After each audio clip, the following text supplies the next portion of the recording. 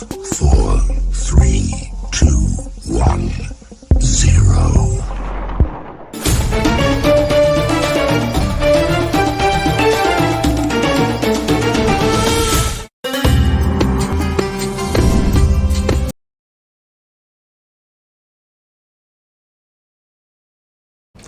Yakinkah kita dengan kisah Mankobah yang tadi sudah sama-sama kita simak, kita dengarkan? Yakin nggak? Benar yakin. Tuhan saya tadi dikatakan datang kepada Rasulullah Shallallahu Alaihi Wasallam. Ya, ruhnya datang pada Rasul pada malam Mi'raj. Padahal Tuhan saya itu lahir pada tahun 470 Hijriah. Terjadi perbedaan waktu hampir 500 tahun dengan baginda Nabi. Jadi Tuhan saya lahirnya tahun 470 Hijriah, wafatnya 561 Hijriah. Ini gimana ceritanya nih? Kok ruhnya bisa hadir pada masa Rasulullah? Yakin bisa membuktikan, bisa memberikan penjelasannya enggak? Yakin? Kalau yakin harus bisa membuktikan, menjelaskan. Karena kalau kita meyakini sesuatu hal berdasarkan kabar berita saja, namanya baru ilmu yakin. Ilmu yakin itu keyakinan berdasarkan informasi, berdasarkan pengetahuan. Masih bisa goyah nggak? Masih bisa goyah. Ada lagi keyakinan berikutnya berdasarkan pengamatan, berdasarkan penglihatan mata, berdasarkan pengamatan. Namanya ainul yakin. Nah, yang ketiga keyakinan yang sampai ke kita merasakan, mengalami, ya, memahami yang sebenar-benarnya, namanya hakul yakin. Bagaimana ilustrasinya? Ilustrasinya begini. Seandainya sesaat ini ada seseorang datang ke rumah saya di Bekasi, saya di Masnaga. Lalu kata orang di rumah saya, kepada tamu dikatakan, oh Pak Andika nggak ada, sedang manakib di Masjid Al Mubarak. Ketika sang tamu langsung percaya, itu namanya ilmu yakin. Padahal bisa nggak ada kemungkinan lain, saya tidak berada di Mubarak? Bisa nggak? Mungkin nggak? Mungkin. Tapi kalau dia langsung percaya, maka namanya ilmu yakin. Lalu dia penasaran, dia berangkatlah menuju ke sini, ke Mubarak. Dia belum sampai dalam sini, baru di masjid, di pelataran masjid atau di halaman, tiba-tiba dia melihat sendal saya. Dia kenal banget sama sendal saya. Bener nih, ada tanda-tanda keberadaannya. Dia lihat langsung dengan mata, dengan pengamatan. Berarti ada nih di dalam masjid. Itu namanya ainul yakin. Padahal ada nggak kemungkinan saya juga nggak ada di masjid? Ada. Dia hanya melihat tanda-tanda keberadaan saya, itu namanya ainul yakin. Nah, ketika dia masuk ke dalam masjid, dia buka pintu, dia jumpa dengan saya. Benar juga itu dia. Itu namanya hakul yakin. Jadi level keyakinan seperti itu. Ilmu yakin, keyakinan berdasarkan pengetahuan, berdasarkan ilmu, berdasarkan informasi. Ainul yakin, keyakinan berdasarkan pengamatan. Hakul yakin, keyakinan karena memang mengalami. Nah, tadi saya tanya, atau memahami. Yakin tadi Tuhan saya hadir pada malam Mi'raj. Yakin nggak? Bagaimana menjelaskannya? Yang perlu kita pahami adalah kenapa peristiwa Isra Mi'raj itu sampai ditentang oleh orang-orang yang sampai zaman sekarang pun, orang-orang ahli ilmu, para fisikawan, para saintis, ahli-ahli fisika menolak keberadaan Isra Mi'raj. Kenapa? Karena mereka katakan bagaimana mungkin Nabi akan melakukan perjalanan seperti itu, pulang pergi menembus langit dan balik lagi. Kalau baru Isra-nya sih masih bisa lah. Tapi ketika dengan Mi'raj-nya menembus 7 lapis langit, kata mereka, sedangkan 1 lapis langit saja besarnya nggak kehitung, nggak kebayang. Bukan cuma gede, kalau kata Ustaz gede gitu. Ustaz Latif suka nyontohin begitu. Udah wah gitu, susah pokoknya. Kalau udah lebih, beliau biasanya begitu ekspresinya. Kalau nyebut orang baru kaya biasa. Tapi kalau udah kaya, itu udah kaya banget. Jadi kalau udah nyebut langit, nyebut gede, itu udah gede banget. Portugal. Ya, nggak bisa dibayangkan gedenya. Kenapa? Langit pertama saja bentangannya besar. Karena kan kita tahu bahwa para ahli pengetahuan, para fisikawan, ya, itu bahkan mengukur jarak antar alam semesta, ya, antar bintang, antar galaksi tidak dihitung lagi dengan ukuran kilometer. Mereka menghitungnya dengan ukuran tahun cahaya. Jarak tempuh yang ditempuh oleh cahaya selama tahun, sekitar 9 triliun kilometer sekian, ya. Nah, cahaya itu kecepatannya berapa? 300.000 kilometer per detik. Jadi kalau cahaya bergerak dalam 1 detik, saat ini dia bisa ngiterin bumi sampai 7 kali. Karena keliling bumi cuma 40.000 kilometer. Ekuator Khatulistiwa itu lingkarannya cuma 40.000 kilometer. Sedangkan tadi cahaya 300.000 kilometer per detik. Maka ya, dalam 1 detik cahaya bisa ngiterin bumi 7 kali. Dari sini ke bulan cahaya hanya butuh waktu 1,2 detik. Matahari ke bumi hanya dalam waktu sinarnya mencapai bumi 150 juta kilometer hanya butuh 8 menit. Singkat gak? Singkat. Orang mudik cuma 1000 km sampai 3 hari. Ya kalau lagi mudik lebaran, ya dari sini ke Surabaya sampai berarti sampai 3 hari. Matahari 150 juta kilometer. Berapa menit? 8 menit. Ditempuh dari matahari ke bumi. Saking cepatnya cahaya. Tapi matahari hanya sebuah titik di dalam bentangan galaksi Bima Sakti. Ya. Ujung galaksi Bima Sakti dengan ujung berikutnya kalau ditempuh perjalanan dengan cahaya, maka cahaya membutuhkan waktu berapa lama? 100.000 tahun. Cahaya yang begitu cepatnya dari 1 titik galaksi Bima Sakti, 1 ujung ke ujung berikutnya membutuhkan waktu 100.000 tahun. Dan di bawah bentangan langit pertama, wilayah alam mulki ini bukan hanya 1 galaksi, bukan hanya 10 galaksi, bukan hanya 100 galaksi. 1 galaksi saja isinya miliaran bintang. Dalam bentangan langit pertama ada miliaran galaksi. Kebayang gak gedenya langit pertama? Nggak kebayang. Makanya kalau kita berkata Allahu Akbar, berarti Allah Maha Besar, ya. Segitu besar tidak bisa dibayangkan. Itu langit pertama saja bentangannya sudah luar biasa. Dan perbandingan langit pertama dengan langit kedua, kata Nabi, Nabi pernah melemparkan sebuah gelang di padang pasir.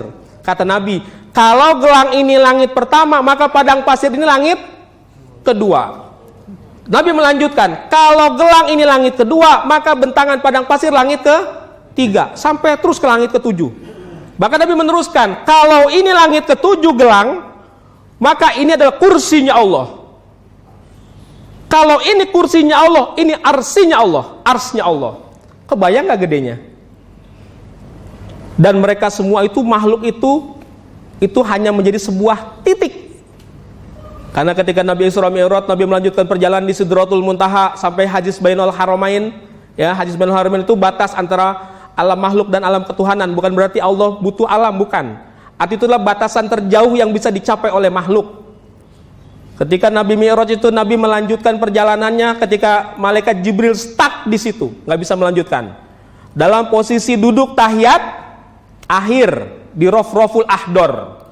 Jadi di Rafraful Ahdor itu, ya, semacam sejadah dari cahaya hijau, wallahu alam bagaimana bentuknya. Itu bukan lagi alam materi. Nabi melanjutkan perjalanan, tidak dikatakan naik atau ke atas, karena itu bukan lagi berarah. Yang jelas Nabi melanjutkan perjalanan meninggalkan Sidratul Muntaha. Sidratul Muntaha yang nggak kebayang gedenya itu menjadi sebuah titik dan hilang di ketiadaan. Nabi melanjutkan perjalanan, Nabi dalam ketiadaan, tidak ada segala sesuatu. Bahkan ketiadaan itu pun Nabi teruskan, Nabi hilang menjadi sebuah titik dan hilang. Bayangkan, ketiadaan pun hilang. Hilang di mana? Hilang dalam keberadaan mutlak yang tidak pernah ada tiadanya. Allah Subhanahu wa Ta'ala. Karena Allah tidak pernah tiada. Segala sesuatu diawali dengan tiada, akhirnya adalah tiada. Maka sebesar apapun aras, tetap dia kalah besar oleh tiada. Tapi bahkan Nabi melanjutkan perjalanan, ketiadaan itu pun hilang. Hilang pada apa? Pada keberadaan mutlak yang tidak pernah ada tiadanya. Itulah mengapa Nabi gemetar di situ. Nabi menyaksikan zat yang tidak pernah disaksikannya. Tidak pernah terdengar terlintas dalam pikiran, tidak pernah terlihat mata, terdengar telinga, tidak pernah terlintas daripada kolbu manusia. Nabi nanar di situ, gemetar. Lalu Allah memberikan setetes sundusil ars. Dalam kitab-kitab Isra Mi'raj dikatakan lebih manis daripada madu, tapi itu hanya sebuah kinayah saja, sebuah kiasan saja. Itu sudah bukan wilayah alam materi. Ketika kemudian sundusil arsy itu jatuh kepada lidahnya Nabi, maka ketika itulah Nabi kemudian mampu menyampaikan salam takzim penghormatan kepada Allah. Tadinya Nabi gemetar, karena Nabi mukasyafah, Nabi musyahadah, Nabi menyaksikan. Maka ketika itulah Nabi kemudian mengucapkan apa? At-tahiyatul mubarakatus sholawatut thayyibatul lillah, ya. Lalu Allah menjawab, Assalamu alayka ayyuhan nabiyyu wa rahmatullahi wa barakatuh. Nabi menjawab, Assalamu alayna wa ala ibadillahis sholihin. Peristiwa ini di luar jangkauan para malaikat, mereka nggak menyaksikan, di luar batasan makomnya para malaikat. Tapi ibarat kata peristiwa ini dibikin live show, suaranya diperdengarkan kepada seluruh malaikat di seluruh lapisan alam, padahal mereka tidak menyaksikan. Maka kemudian mereka pun menunjukkan ya penghormatannya dengan melakukan kesaksian, asyhadu alla ilaha illallah wa asyhadu anna muhammadar rasulullah. Allahumma sholli ala sayyidina Muhammad wa ala ali sayyidina Muhammad. Jadi ketika kita tahiyat ini, kenapa dikatakan as-sholatu mi'rajul mu'min? Karena memang penggalan pada tahiyat itu adalah penggalan ketika Nabi berdialog dengan Allah Subhanahu wa ta'ala. Begitu ya. Dan itu oleh-olehnya. Subhanallah. Kita bersyukur mendapatkan oleh-oleh dari Nabi, baginda Nabi. Dan Nabi setelah naik mau pulang. Coba bayangkan kalau Nabi nggak mau pulang, betah. Sampai sana sudah bertemu Allah, bertemu dengan tujuan, nggak mau turun lagi. Maka kita nggak akan pernah kebagian oleh-olehnya, agar kita bisa merasakan mi'rajnya kepada Allah Subhanahu wa ta'ala. Maka dalam kisah ini Nabi adalah sang penemu perjalanan, tapi bagi kita sekarang Nabi adalah sang pemandu perjalanan. Jadi penempuh perjalanan yang naik kelas juga menjadi pemandu, ya. Kemudian tugas memandu ini kemudian beliau teruskan kepada para pelanjutnya, ya. Jangan dikatakan peristiwa ini khususiyah bagi baginda Nabi, tidak khususiyah. Kalau khususiyah tentu bunyi ayatnya adalah subhanallazi asra bi rasulihi, maha suci Allah yang telah memperjalankan rasulnya, atau subhanallazi asra bi nabiyhi, maha suci Allah yang telah memperjalankan nabinya, atau kalau kepada pribadinya subhanallazi asra bi Muhammadin. Tapi bunyi ayatnya subhanallazi asra bi abdihi, maha suci Allah yang telah memperjalankan hambanya. Jadi yang diperjalankan bukan kerasulannya, bukan kenabiannya, tapi kehambaannya. Makanya kalau di mana-mana ini hanya sebatas hikmah Isra Mi'raj, kita akan membahas sampai ke asrarnya Isra Mi'raj. Apa rahasianya? Rahasianya bahwa memperingati Isra Mi'raj itu bukan hanya memperingati sejarahnya saja, tapi agar kita juga bisa menapaktilasi perjalanan tersebut. Kita melakukan perjalanan yang sama dengan baginda Nabi besar Muhammad Sallallahu Alaihi Wasallam. Hanya bedanya kalau beliau perjalanan eksternal, tadi sampai keluar dirinya, keluar alam. Kita perjalanan internal, perjalanan ke kedalaman diri kita sendiri. Kita akan menembus 4 lapis alam mulki, malakut, jabarut, lahut, sebagaimana tadi Nabi. Alam mulki itu tadi galaksi jagat raya, di bawah bentangan langit pertama alam mulki. Langit 1 sampai langit ke-7 namanya alam malakut. Langit ke-7 sampai Sidratul Muntaha itu alam jabarut. Lalu Sidratul Muntaha sampai Hajiz Bainal Haramain, arsinya Allah mustawa, itu alam lahut, ya. Maka perjalanannya eksternal karena mukjizat. Kalau kita sebagai umat beliau melakukan perjalanan secara internal, ke kedalaman diri kita sendiri. Kita menembus lapisan-lapisan dalam diri kita. Ada sebuah diskusi menyatakan banaitu fi jawfibni adama qasron. Di dalam diri anak Adam aku ciptakan sebuah istana. Seluruh jasad ini Allah katakan qasron, ya. Kemudian dikatakan wafil qasri sodron. Di dalam jasad ini, dalam qasron ini ada sodr, ada dada. Wafil sodri, ya, qalban. Wafil qalbi fuadan, wafil fuadi syagofan, wafil syagofi luban, wafil lubi sirron, wafil siri ana. Di dalam sir ada aku. Siapa aku di situ? Allah. Allah. Karena ini hadis qudsi. Maka ketika kita bisa beribadah tidak hanya sebatas secara fisik saja, ya.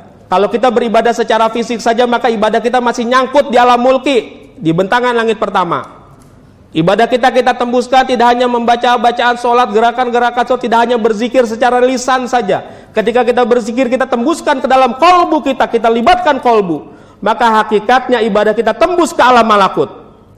Lalu dalam ibadah tersebut, ya, tidak hanya bentok di kolbu saja, kita tembuskan kepada fuad. Fuad itu tempatnya ma'rifat. Kita sertakan rasa pengenalan kita kepada Allah Subhanahu wa taala. Maka hakikatnya ibadah kita tembus ke alam Jabarut sampai batasan Sidratul Muntaha. Tembuskan lagi ke dalam syagof. Libatkan rasa cinta kepada Allah. Karena syagof tempatnya cinta, tempatnya mahabbah. Ketika ada mahabbah dalam ibadah kita, bahkan naik melewati batasan Sidratul Muntaha, hijab pertama, ya. Tembuskan lagi ke dalam loop, tembus kepada hijab kedua. Maka ketika kita bisa melakukan ibadah kita sampai ke dalam sirri, hakikatnya kita sudah sedang bersujud di hadirat Allah, di arsinya Allah Subhanahu wa ta'ala. Jadi inilah mi'rajnya para murid-murid thariqah. Dan tentu kita tidak akan bisa melakukan perjalanan seperti ini kalau tidak ada pemandu. Nabi punya pemandu, pemandunya malaikat Jibril. Siapa pemandu kita? Wali mursid kamil mukamil hadratu Syekh Pangarsa Abbas Syekh Ahmad Sohibul Wafatajul Arifin. Alhamdulillah.